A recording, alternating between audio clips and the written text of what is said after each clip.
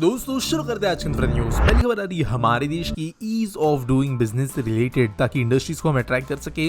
और यहाँ पर गवर्नमेंट ने डिसीजन लिया है कि वो जो इंडस्ट्री डिमांड है इंक्रीज करने के लिए इंडस्ट्रियल लाइसेंसेस के इनिशियल वैलिडिटी पीरियड को इसको वो स्वीकार करेगी।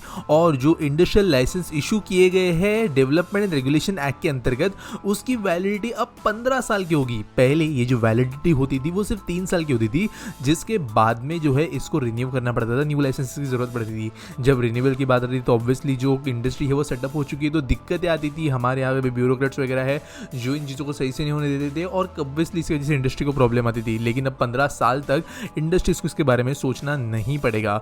वैसे आइडिया एक्ट के अंतर्गत ग्रांट तो दिया गया है, लेकिन यहाँ पर कई दूसरे मेजर्स भी लिए गए हैं डिफेंस आइटम्स के लिए और दूसरे इंडस्ट्रीज के लिए भी। अगली खबर दोस्तों जो आ रही है वो है रिलायंस इंडस्ट्रीज से, जिन्होंने अनाउंस की एक partnership Brookfield infrastructure and digital reality के साथ में, जिन्होंने मिलकर एक स्पेशल पर्पस व्हीकल बनाने का डिसीजन लिया है। और इसके साथ में मिलकर ये डेटा सेंटर्स बनाएंगे अक्रॉस इंडिया। तो ये जो स्पेशल पर्पस व्हीकल्स है इसके अंदर 33.33% स्टेक रिलायंस का होगा। और यहाँ पर डिजिटल रियलिटी जो ऑलरेडी एक बहुत बड़ी लीडिंग पोजीशन होल्ड करता है global provider of cloud and carrier network neutral data centres के अंदर, वहां पर ये काम करेंगे। यहाँ पे 300 डेटा सेंटर्स का इनका वैसे नेटवर्क है 27 कंट्रीज में। ये इंडिया के अंदर अभी top tier well connected flexible data centres बनाने का काम करेंगे रिलायंस डिजिटल के साथ। अगली दोस्तों जो खबर आ रही है वो है एशियन डेवलपमेंट बैंक से रिलेटेड, जिन्होंने $200 मिलियन के और एडिशनल फाइनेंसिंग गारंटी दी है राजस्थान को। और ये इनके सेकेंडरी टाउन्स डेवलपमेंट सेक्टर के लिए यूज होगा। तो एक्सपांड होगा यहाँ पे water supply system, sanitation system, urban Reliance, heritage living in select towns और इन जैसी चीजों के ऊपर ये पैसे खर्च किए जाएंगे। तो बेसिकली सिटी डेवलपमेंट के लिए ये जो लोन मिल रहा है एडीबी बैंक से, वो राजस्थान में खर्च होने वाला है होपफुली। अगली दूसरी खबर आ रही है वो है रेलवे बोर्ड से, जिन्होंने अप्रूवल दिया है फाइनल सर्वे को 140 किलोमीटर लंबे जुब्जा इंफाल लैंड के लिए। तो बेसिकली ये जुब्जा इंफाल जो है वो नागालैंड में शुरू होकर मणिपुर में खत्म होगी। और आप जानते हो नॉर्थ ईस्ट के अंदर अब नागालैंड कनेक्टेड है, आसाम कनेक्टेड है, लेकिन मणिपुर जो है अब तक ठीक से रेल कनेक्टिविटी नहीं मेंटेन करता। इसके कारण ये जो है नॉर्थ ईस्ट फ्रंटियर रेलवे के अंतर्गत बनने वाली एक लाइन है, जिसको एक मेजर सोशियो इकोनॉमिक बूस्ट के लिए बहुत ज्यादा महत्वपूर्ण रोल प्ले करेगा। और न्यू स्टेशन यहाँ पे ऐड कनेक्टेड होंगे, रोड कनेक्टिविटी वैसे भी काम चल रहा है, और ये लाइन जब बनना शुरू होगी तब यहाँ पर बहुत इंपॉर्टेंट होगा। वैसे दोस्तों ये 140 किलोमीटर की लाइन अब तक अप्रूव जो है बनने के लिए नहीं हुई है, ये तो एक सर्वे वाला काम है। इसके बाद में जो है अभी हमें बाद में कंस्ट्रक्शन वगैरह होते हुए नजर आए, जिसके पहले टेंडर्स वगैरह आएंगे। अगली खबर दोस्तों जो आ रही है वो हमारे border north east state Arunachal Pradesh से ही है, जहाँ पर सेंटर ने सैंक्शन किया है अपग्रेडेशन ऑफ 91 रूट्स, जिनकी टोटल लेंथ 720 किलोमीटर आती है। इसके साथ साथ 30 लॉन्ग स्पैन ब्रिजेस को भी यहाँ पर अपग्रेड किया जाने वाला है प्रधानमंत्री ग्राम सड़क योजना के अंतर्गत।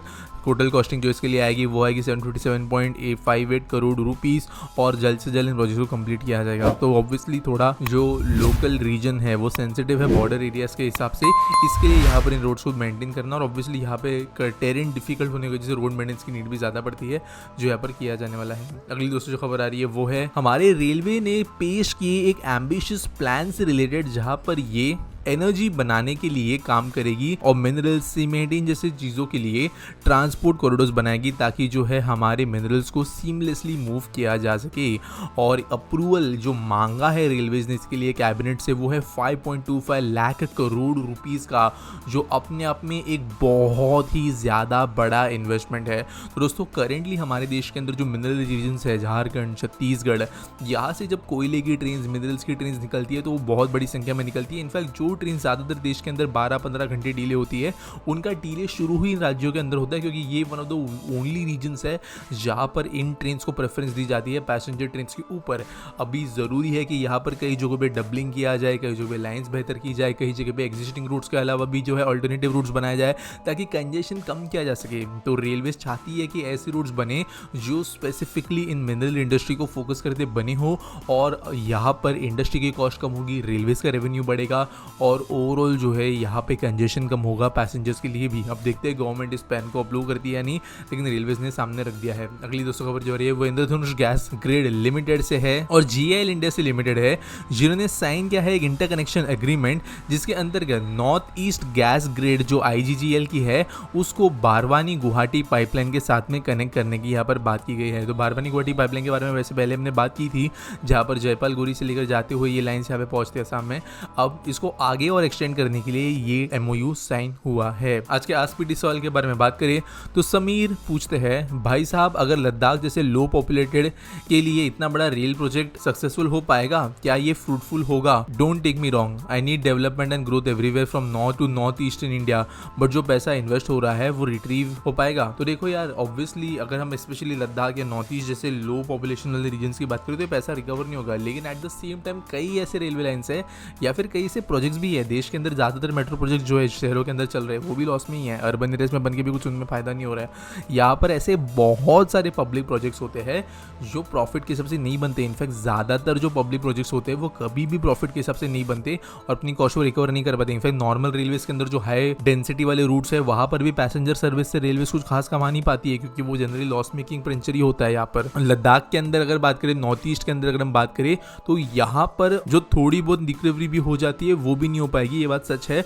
क्योंकि ये ना सिर्फ डिफिकल्ट टू ऑपरेट लाइन्स होगी लो पॉपुलेशन की वजह से, लेकिन क्योंकि ये टेरेन्स इतने डिफिकल्ट है तो जो प्रोजेक्ट बनाने का कॉस्ट है वो भी हद पार होगा। लेकिन एट द सेम टाइम हमें ये याद रखना है कि जो दूसरे रीजन्स हैं वहाँ पर जब ऐसे प्रोजेक्ट्स बनते हैं तो वो ओवरऑल इकोनॉमिक डेवलपमेंट के हिसाब से बना जाता है। रेलवेज का हिसाब जो है वो सिर्फ टिकट प्राइसेस प्रॉफिट लॉस से नहीं होता, पूरा का पूरा एरिया वहाँ से कैसे बढ़ा, वहाँ पर कैसे इकोनॉमिक एक्टिविटीज़ बढ़ी, क्या वहाँ पे टूरिज्म बढ़ गया, क्या वहाँ पे इंडस्ट्री बढ़ी, ये सब देखना पड़ता है। लद्दाख के अंदर ये भी नहीं होगा। लद्दाख के अंदर आप जानते हो सेंसिटिव एरिया है, यहाँ पर ऐसे रैम्पेंट डेवलपमेंट होने के लिए जो है गवर्नमेंट पूरी खुली छूट नहीं देगी, बट ये मेन इसलिए है, और स्पेशली नॉर्थ ईस्ट की भी जो लाइन्स बन रही है वो मेन इसलिए है क्योंकि ये बॉर्डर एरियाज के पास में है। अगर आप लोग नहीं जानते तो लद्दाख के यहाँ पे जो अक्सर चीन वाली साइड की बॉर्डर हमारे ऊपर आती है और सेम अरुणाचल प्रदेश के बाद में भी चाइना की बॉर्डर आती है, वहाँ पर ऑलरेडी चाइना ने कुछ किलोमीटर्स के बाद में रेल लाइन्स बिछा दी है और इस तरीके की रेल लाइन्स है जो साल भर कैसे भी मौसम में चल सकती है। हमें भी ज़रूरी है कि यहाँ पर रेलवे कनेक्टिविटी हम बना कर रखें, फिर चाहे उसके लिए कितना भी खर्च क्यों ना आए। जब डिस्ट्रेस वाली सिचुएशन आएगी तब हमें ये रेलवे लाइन्स जो है बहुत ही ज़्यादा महंगी नहीं लगेगी, क्योंकि उस समय पर नेशनल सिक्योरिटी की बात आती है और नेशनल सिक्योरिटी के अंदर वही जो है, हम कोई वॉर नहीं लड़ रहे कि जो डिफेंस बजट इतना बड़ा होता है, लेकिन वो एक ज़रूरी होता है मेंटेन करना, ताकि देश के अंदर से प्रोजेक्शंस के जरिए भी नेशनल सिक्योरिटी मेंटेन हो सके। तो सिमिलर जो है लद्दाख की लाइन हो, कई लाइन हो, ये दूसरे कई प्रोजेक्ट्स हो, हर किसी का अपना रीज़न होता है। उम्मीद करता हूँ आपको सवाल का जवाब मिल गया होगा। अगर आपको कोई न्यूज़ सबमिट करनी है तो उसके लिए आपको डिस्क्रिप्शन में लिंक मिल जाएगी और मिलेंगे अगले वीडियो में।